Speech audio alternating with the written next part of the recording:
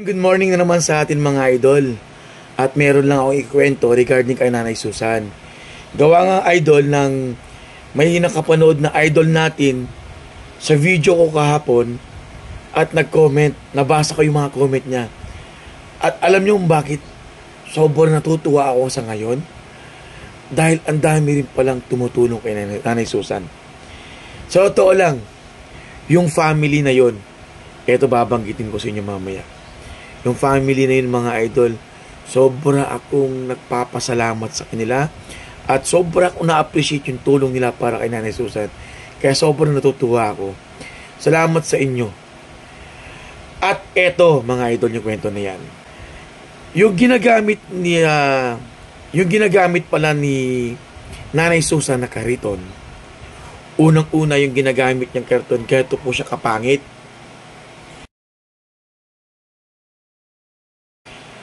At merong naawa na taga sa atin sa West Plain, taga face out po siya.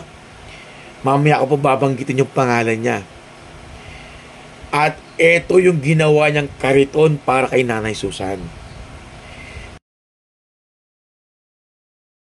Kaya shout out sa iyo, idol ko.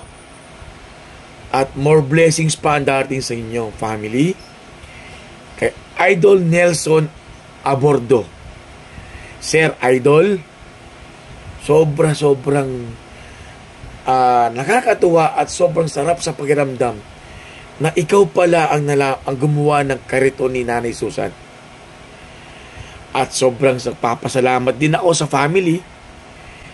Ang kumontak sa akin kay si Sarah Abordo, siya ang nag-comment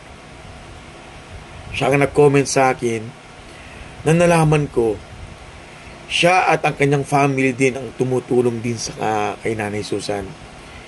Panoorin niyo tong video na to. Bigyan mo na, Lili.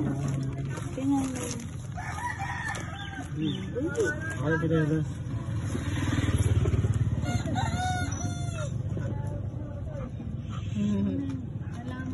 Salamat po. At eto ang pinakamaganda dyan mga idol. Hindi lang yan. Sa tuwing dumadaan si Nanay Susan sa kanila, nagtitinda sila ng pagkain, mga lutong ulam, mga ano. Eto yung mga picture ni Nanay Susan mga idol. Eto yung picture at video ni Nanay Susan mga idol.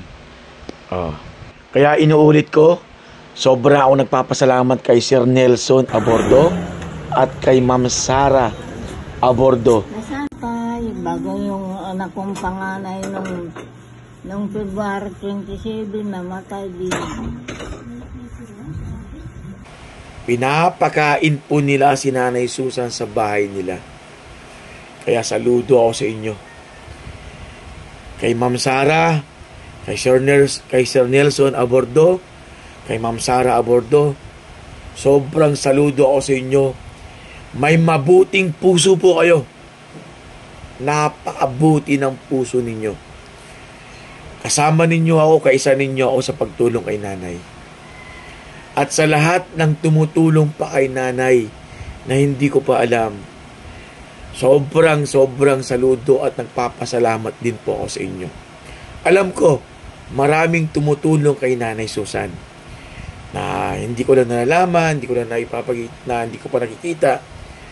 Pero ngayon pa lang, nagpapasalamat na ako sa inyo na napakarami. Maraming salamat. So totoo lang, tayo lang talaga ang inaasahan ni Nanay Susan sa kalagayan niya ngayon na nag-iisa na siya sa buhay. Kaya big salute sa inyo lahat!